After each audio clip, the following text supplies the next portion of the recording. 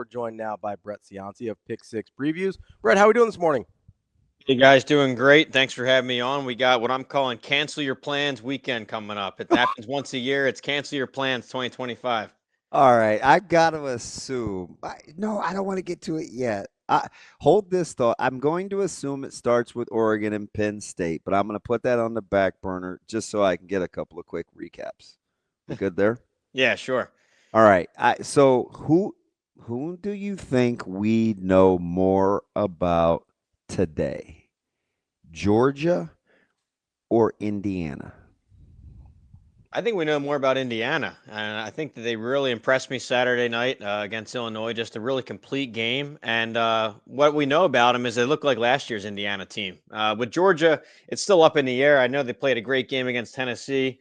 We saw their offense shine, but I want to see more from Georgia's defense. They did give up 41 points to Tennessee, so I want to see this defense that's stacked with 11 5-stars on the two deep. I want to see them really lock down an opponent, a power four opponent. We're only 3 games in for Georgia, but with Indiana, I feel like I know what we have, and that's a legit top 15 team, maybe a top 10 team, and they look like they picked up right where they left off last year. I've got another one for you. Who do we know more about, Texas Tech or Oklahoma? Wow. I'll go Texas Tech. I think maybe I'm answering the question wrong, but I think looking at the conference strength around them, I think within the Big 12 context, I think we know that Texas Tech is a top team. They're at least a top 2 team within that league. They really showed it, and they really upgraded in the trenches. You listen to Kyle Whittingham after the game, Utah's head coach, and this is a program that's what they do. They win the line of scrimmage. He was stunned that they weren't able to do that against Texas Tech. I think his quote was something like, if you would have told me that, I wouldn't have believed it in a million years that we would have lost the line of scrimmage at Texas Tech, but it happened.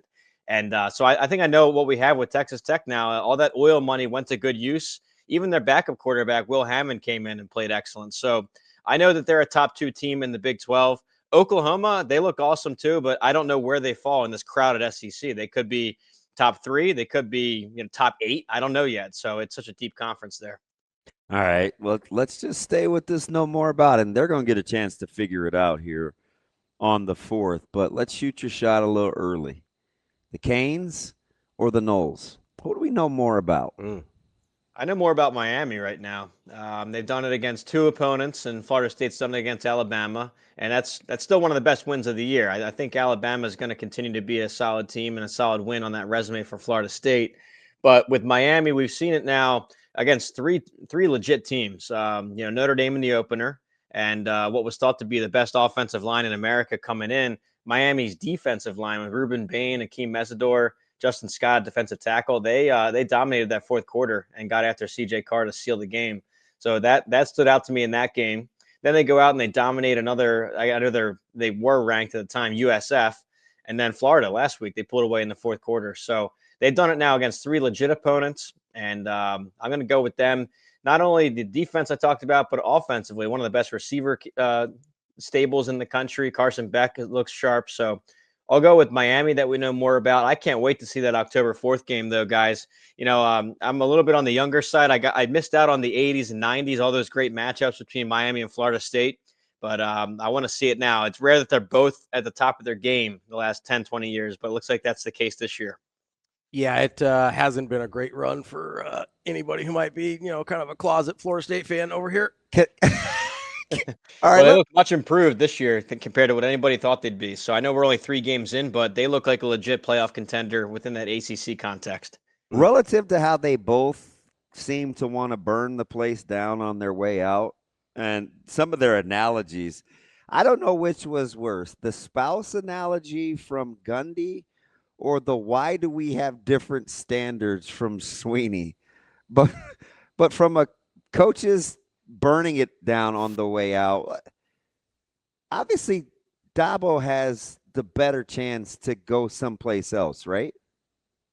Yeah, I think that, we look at how they've branded themselves, and I think that Mike Gundy really just became Oklahoma State's guy. He always was. He was their quarterback back in the 80s, really a lifelong coach there. I think that's his spot. I just can't envision him somewhere else, putting on a different polo, a different visor. I just can't see it. But with Dabo, yeah, I could envision that. if Clemson ends up running him out of Clemson, which would be shocking, but if that's the case, he even said at one of his press conferences, he says he ain't going anywhere. Yeah, he's only, I think, 55. Yeah, he said 55. I'll give him a job. Why do you get his approach the last couple of weeks? I think it's just he's shocked. I don't think that he had anything ready for these kind of performances. I think we're all shocked. I know that he's being paid millions of dollars. He should have maybe a more professional response ready, but yeah, I don't know. I don't think anybody envisioned this. You can give me the LSU loss in the opener. I mean, that's an SEC opponent, a top 10 team. I get it. It was a one-score game. But this Syracuse loss, you're coming in with Syracuse, one of the worst ACC teams in the country, at least on paper in the preseason. That's why you play the games and credit them and credit Fran Brown. Got him playing well. But still, this is far from a playoff contender or a national champion contender that they just got blown out by. So I'm shocked. He's probably shocked. He probably doesn't have anything prepared for something like this. It's his first 1-3 start there since 2004, 20 years. And that's well before him. So, yeah, I'm shocked by it too. Can I just say, once you get to the point of I'll find another job or fire me if you want to. And then he said almost the exact opposite about I love this place. I've given everything to this place. There's not a day I have. It was just the week by it just seems to kind of, I don't know. And you're right. Maybe it is, Brett. Maybe you just don't really have a script because you've never been here before. Yeah, I think it would have been a spot where most coaches would have just deflected or said something about how we're committed to getting better each day. You're going to be proud of the product next Saturday. I think that this is live by the sword, die by the sword, because he loves those press moments. He really used to capture that on the sideline interviews and after big wins when Clemson storms the field. Like, that was his best recruiting tactic, was being in front of that camera, because he's got such a great personality that recruits love and the alum love. So then now it backfires on him where, he's on that podium again. Now it's in a losing spot, a rough losing spot. It's almost like he couldn't turn off that character. I think keep it short and sweet at that point, but he really went on, and now those clips are all over the internet. Oh yeah, he sure loves to preach when he's winning. So sorry. He may not be my favorite. We couldn't be more polar opposite, man. You could have your flesh. I am not going to be a cannibal. All right, Brett. Talk to me about Missouri here, Brett, because listen, I don't know how I feel about South Carolina. Sellers bounced back, had a pretty nice game, although I thought he struggled late. Didn't think he gave South Carolina the best opportunities down the stretch, but it appears like Missouri might be pretty good. How much are you buying into the Tigers? Yeah, I'm upgrading Missouri significantly here after 4 games. And you look back at the Kansas game, I know on paper it was only 42-31, but you look at yardage, they really dominated that game. Plus 350 in a yardage margin is incredible. And then last week against South Carolina, you're right. Sellers, he missed a couple wide open guys there in the fourth quarter. Maybe could have made it closer. But with Missouri, I love these running backs. Ahmad Hardy and his backup. They just run hard. Oh my gosh. Yeah. It's like pinballing down the field. They're bouncing off guys. And so that's impressive. That's going to hold up, I think, in SEC play and allow Bo Prabula, a first-time starter, to really continue to improve. So they got UMass coming up this week. That'll get them to 5-0. Then they got a bye week. Then they're hosting Alabama. And that's going to be one of the biggest games that Missouri's had in a long time in Columbia. So you're talking about a 5-0, and they should be ranked, top 15 area by then. Come October 11th. That's a huge game, a huge spot for them. But they've recruited really well. They've done well with the transfer portal, really upgraded their profile than what we're used to with Missouri, say 5, 10, 20 years ago. So, they're just cashing in on all those dividends now. So let me ask you something. And we get them on Friday, so I'm pretty pumped. It's what is it? The appointment. What did you call this weekend again? Oh, cancel your plans. It's once a year it comes up. It's cancel your plans Saturday. I got a sneaky one on the 26th. It's kind of tricky. I get it. It's brie cheese and a lot of high education folks, but are the Seminoles walking into a little bit of something in Charlottesville when Virginia hosts these guys? Yeah, I got to say, this is not your usual UVA team, and they've been down the last, 5-10 years, but what they did this offseason, they did keep their staff together. There was some hot seat talk, some coordinator hot seat talk, but they doubled down. They kept the whole staff. What they did is they rallied a lot of booster money, a lot of NIL money, put together a top 25 transfer class, and if you follow recruiting, that is shocking to hear from UVA football that they were able to do that, and it's paying off. You start a quarterback. They upgraded there, and now they're distributing the ball. I think Trell Harris, he had 3 receiving touchdowns in the first quarter alone last week, and they're rolling up yardage too. They broke a school record with 700 yards in their FCS game, put up 600 last week against Stanford. I know these are not Florida State tier, but in past years, these would have been close wins for UVA. So, yeah, it's going to be a tough test. My numbers have it within a score right now. I was shocked to see it. It's one of those where the formula shocks me on Monday morning, but I got Florida State by less than a score. It's going to be a tight one. Yeah, I'll go ahead and take Florida State in the points. I'm fine there. Of course you will. I'm okay with the 6.5. That feels like a gift. So let's get to some of these clear your schedule Saturday games. One of them I'm fascinated by is, we'll start here in the Big Ten, USC and Illinois. Illinois coming off of whatever the hell happened last week, and then USC kind of had a little bit of a game Michigan State opponent, but they were able to take care of business. Don't know what their defense looks like yet. How are you looking at USC Illinois? Do you see what this What did it open at? I think it's around 7, right? Yeah, I got it at 6.5 now. I think it opened at 1.5. Oh my gosh. Oh wow. I'm almost dead dog serious. Wow. So what I know, one of our crafty listeners will check. I think it opened around 1.5 or 2. I'm not kidding you, Brett. It opened at 1.5. Yeah. That's yeah. There you go. You gotta be close on the trigger there to pull, get those good lines. But yeah, with USC, I like them big here. And if you read Pick Six Previews magazine this year, you're not surprised by this, because I was really high on USC. I had them 15th in the country coming in. No one else had them ranked. No one else had them even contending. And then on the flip side with Illinois, that was really a consensus top 10 team coming in. I had them 35th. So these were 2 of the teams that I diverged from the consensus the most in different directions. And so far, I like where I'm at with both. So I think I'm going to go USC here, double-digit win. It is tough to travel these time zones. In fact, I'm putting a study together for Pick 6 Plus, looking at teams that have to travel from West Coast to the East or Central, and then vice versa going back. It heavily favors the home team in these situations. So maybe a little olive branch there for Illinois, but I like USC. A great offense again. Jaden Mayava, #1 quarterback rating stat so far. They're lighting it up. So I'll go USC here, double digits. Again, another line that ballooned. And I don't know, man. Just color me. I always give the benefit of the doubt to Iowa and Iowa City. Some of our listeners are going to be like, of course, TB, you're an Iowa fan, even though there couldn't be anything further from the truth, Brett. I do respect Iowa City. He just likes their colors. And that program, it opened at 3. It currently sits at 7.5. Boy, Kinnick getting no respect. Yeah, and you talk to former players that played within the Big Ten. They say that Iowa could be the hardest place to play. I know it's not 110,000 like you see at Penn State or Michigan or Ohio State, but per capita, per person, that might be the hardest in the league. So great home field advantage, Iowa. I think what people are seeing is just their different performances this weekend. And with Iowa, what I mean by that is the first 3 drives of the game against Rutgers, they allowed touchdowns. That never happens under Phil Parker, to let alone to let up 2 touchdowns to start the game, let alone 3. So maybe some defensive questions there at Iowa. And then you look at what Indiana just did. They just steamrolled Illinois on all 3 phases, block punts, just a perfect performance by Fernando Mendoza. 14 touchdowns, no picks this year. He's got the highest number there, passing the ball.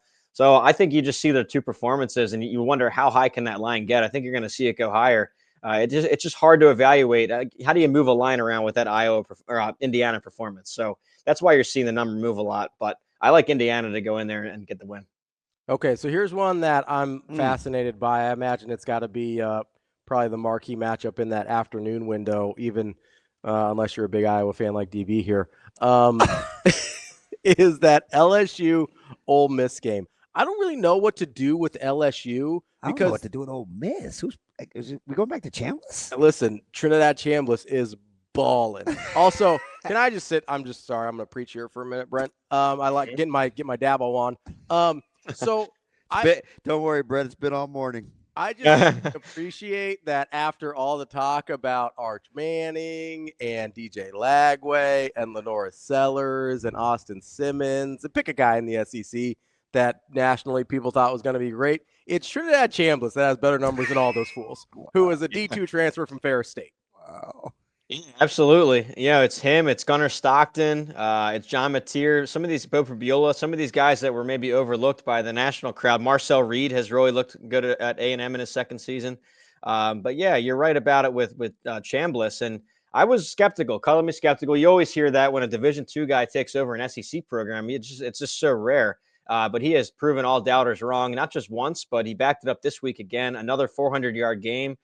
They were doing alley-oops there on the sideline with the little basketball hoop that Lane Kiffin set up. That's how you know you have the game in hand if you're doing that kind of stuff. So, and that was a legit team. Tulane, that was people thought to be the non-AQ playoff pick. So for them to run it up on them was impressive.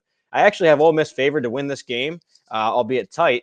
And here's why. You look at LSU, a couple of these wins are now getting downgraded a bit. I think so that's what I wanted to ask. Yeah. Yeah, absolutely. And you got to stay fluid with this. You know, at the time, Clemson we thought was a playoff favorite, maybe a national title favorite.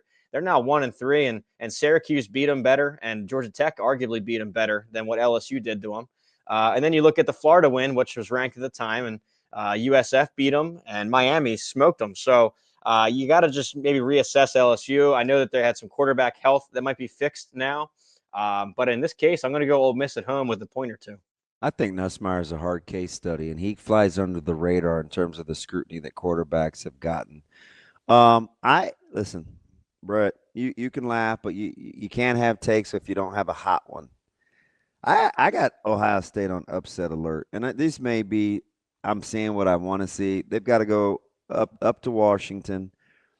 I don't know if they can get enough stops, but I think Washington offensively can do some things. It's just 8.5, but the crazy thing is it opened at 14. Mm-hmm. That seemed like way too many. 8.5 probably seems closer to right, but still, man, Washington is dangerous. I would have loved that 14.5. I mean, even if you get into a late fourth quarter cover scenario, but no, I think Washington's legit. And this is a team nobody really has watched. You got to be really into it to watch this team. It's always late night and some off-channel games, but they have really impressed me. I've watched every one of them. Damon Williams, little guy at quarterback. He's kind of like a Kyler Murray type, the way he scrambles and can laser the ball anywhere on the field. Jonah Coleman, also a tough runner at running back. He's going to go for another 1,000 yards this year. Their receiver room looks solid this year, too. They look bigger in the trenches, too, in Jed Fish's second year. That was a weakness the first year. At least he said so, depth-wise, in spring ball last year. So they look improved. And, yeah, I mean, this is a team that, they haven't faced really a Power 4 test yet, so we don't know really what we have. But given what they've played so far, it looks really dynamic. They've scored touchdowns or field goals on the last 22 drives. I don't care who you're playing. That's a heck of a drive chart right there. You look at it, it's all green. So they could score some points and hit some explosives to keep this thing close. Okay, so I'm a little fascinated by, and maybe it's just because of my love for the late Mike Leach. I'm a little fascinated by Mississippi State this year with Jeff Lebby. They're 4-0. That's a really hard team to gauge. We don't really know what Arizona State is, so I don't know what that win means. Their other 3 wins are kind of meh, to be kind. And then you got them going up against Tennessee, who is ranked, and I think it's hilarious because Joey Aguilar is out playing Nico. That's a whole other story. But they also don't really have a good win unless Syracuse all of a sudden is a good win now. Well, you guys are poo-pooing on Syracuse. What if Fran's got those guys rolling? Maybe he does. That would look like it was going to be a pretty bad team coming into the year. Well, I mean, who doesn't battle with UConn? Come on. Double OT, baby. Hey, up downs. They beat the toothpaste company pretty good. They beat Colgate by 40. But no, Syracuse really that was an impressive win, and you got to credit Fran Brown. But no, with Tennessee, this might sound crazy, but I learned more from them in the Georgia game. Even though they lost the game, it was really a coin flip to me. It went to overtime. They missed that chip shot field goal to win it. I was really impressed by Tennessee's offense. Coming in, I had so many questions with their offense. I mean, you had to. You had the whole Nico drama, but even before that, they lost 4 starters on the offensive line. They lost their all-SEC running back, Dylan Sampson. They lost all 3 receivers. So it was really just starting over on offense. But Chris Brazzell, really, to me, has stood out as one of the best in the country at receiver. So I'm going to trust Tennessee's offense here. Mississippi State, yeah, it's a great start so far, 4-0. They got their signature win there against Arizona State. But somebody put out a stat. It was well researched. It was the first 4-0 SEC team to be unranked in over 10 years. Really disrespect within that SEC context. I guess it's a different grading scale because there's a lot of 4-0 teams that go unranked. But looking at the SEC alone, it's rare. So they have a spot to prove it. I'm still going to go Tennessee here and probably to cover that too. I think Tennessee is the better roster. Before I get to the 2 biggies at at night in that 6:30 time slot, which is unfortunate for the viewing masses. I'm going to go just a half hour earlier, and I want to head to Ames, where Arizona travels to the Cyclones. And this just 5.5, it seems like a fair number. I kind of feel like Arizona's a little bit of an enigma. We've seen Iowa State a ton. They, for whatever the reason, decided to go to Arkansas State. Got away with one. It's fine. You got to win some of those. Is this the week Ireland catches up with them, or do you still like the Clones? Well, I'm a little skeptical now because you look back, similar to how we have to reevaluate some of LSU's wins and go through it. Let's look at that Kansas State win, who we thought was a ranked team, a top 15 game in Ireland, and now they're 1-3, and they should be 0-4. They barely survived North Dakota in their FCS game. So a little skeptical there. The Arkansas State game, they needed a great drive at the end of the second quarter, right before halftime, to get a score right before half to really pull away a little bit. So I'm skeptical, and they get it done. It's one of those programs where maybe on paper and within my game grader formula, I can't capture just how great of coaches they are and their special teams. It's kind of like an Iowa type, where they outperform what I would expect, just given the coaching. A lot of respect for Haycock, the defensive coordinator, and Rocco Beck. We talked about him. It's almost Rocktober the way he survives in these fourth quarter games. So it'd be unwise to go against them. Arizona, I will say, is one of the highest upgrades I've done this year. I mean, they came in looking like a bottom of the barrel team in the Big 12, but they've really shined so far. They look much improved from last year, and Noah Fafita is solid at quarterback. So I think I'll go Iowa State here, but close. I now see why Fafita didn't make the assumed jump and go to Washington with Williams there. That was, I know he had a year in between, but looks like they both made the right choice. Let Fafita do what he's doing and let D. Will do what he's doing. Let's go to boy, I can't believe these. It's a good thing for quad boxes and different viewing devices, but let's go to Penn State, where it's more than a key number, so that will be tantalizing with the hook. I actually think the line is right. Penn State hasn't looked great on offense, but that is a miserable place to play. It's a miserable place to get to, and you're literally going coast to coast. What say you? Yeah, coast to coast. There's also the rest advantage. Penn State's coming off a bye, and Oregon had to go in their Civil War, a really tough game against Oregon State. I know they blew them out, but emotions run high for that one. Yeah. So you got that. My numbers have it around Penn State by 5. So I think the 3.5 is fair. It's always hard to evaluate a team that hasn't had a Power 4 test yet. Of course, they took care of business against their 3 teams, but you can't really learn much from it yet. Going off a lot of last year's performance, a lot of their stuff on paper coming into the year still. Oregon at least has played Oklahoma State, which I don't know, guys, is that even a Power 4 test? I don't know, but their margin of victory is impressive. I mean, 69-3 against the Pokes is solid. But anyway, this is a Big Ten title rematch. Penn State came in as my Big Ten favorite. I'm going to keep it there. I still like Drew Aller. I know his stats are a little below what we thought. He's 14th in the Big Ten in quarterback rating so far. I think that'll improve. The running backs are still really strong. Could be the best duo in the country. And looking at the whiteout spot for them, this is an annual game. They try and pick their biggest home game and line it up as the whiteout. It might be the hardest place to play in all of college football. It's right up there with an LSU night game. And they are 7-1 their last 8 whiteout games. And usually, like I said, it's a top opponent. A lot of those are ranked wins. One was over number 2, Ohio State. So it is a really tough spot to play. And you're right about that travel factor. We talked about that earlier in the show. I'm going to go Penn State here at home to get it done and win by that key number. That's weird. I thought James Franklin couldn't win big games. So the last one we've got is Georgia, Alabama. Georgia, just a 2.5-point favorite at home. Alabama with an opportunity to show that either Florida State's actually just really good or that opening weekend game was a fluke. Georgia weirdly sort of flying under the radar almost as Georgia. How do you see this one? Yeah, they really are. They were kind of the mysterious team of September.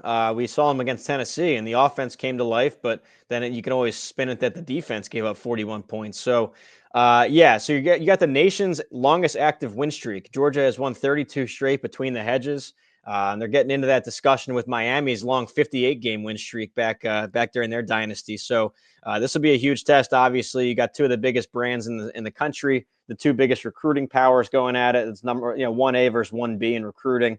I've got it more like a toss-up. So if I'm going to get 3.5 with Alabama, I think there's value there. just because, yeah, they're a little bit unknown as well, but so is Georgia. And what Alabama did to Wisconsin was impressive. What they did against UL Monroe, I know it's UL Monroe, but it was impressive too. The quarterback went 17 for 17. He looks much improved since the week one. So I think that you're going to get a really focused Alabama team. I'm going to go Alabama here and trust Kalen DeBoer. It's a tough spot, like I said, on the road at Georgia, but I like their offense. I'm going to go Alabama. Which line makes more sense to you, Brett? These are early games in the Big 12. Kansas laying the 5.5 to Cincinnati, or K-State laying the 6 to undefeated UCF? Yeah, these might be four of the strangest teams in the conference to me right now. And, with Kansas, I don't know what to do with them. My power ratings can't really catch up in either directions to them. So I don't know. I mean, they're really, it's a solid coaching job by Lance Leipold. You got Jalen Daniels back again. He's getting it done, running it, passing it. I don't know what to make of it. So of all the games we talked about, I would try and avoid these Big 12 games in the middle. Kansas State also. I don't know how that's a crazy line, isn't it? Like, yeah, how they much get a can we lot of downgrade love. them? Yeah, I don't know how much can we downgrade them. I mean, they're 1-3, should be 0-4. UCF, they're a transitional team, but they did impress against UNC. It was 3 long sustaining drives that ate up a lot of clock. It was ball control, something we didn't see from Frost the first time at UCF. It was more of he called it the USF fast offense. Now it's kind of methodical, and they really dominated the time of possession last game. So, yeah, I don't know. I mean, like I said, of all the games on the docket, I wouldn't even touch these. I just let them play out and enjoy it. So we'll go with that for now. It's 11 a.m. We might still just be finishing our mimosas. Yeah, I know right? some people. Long day. Brett Ciancia from Pick Six Previews. That's our guy every Tuesday talking about national college football. Great stuff as always, Brett. We'll talk to you next week. Hey, thanks for having me, guys. Enjoy this big Saturday. Thanks, B.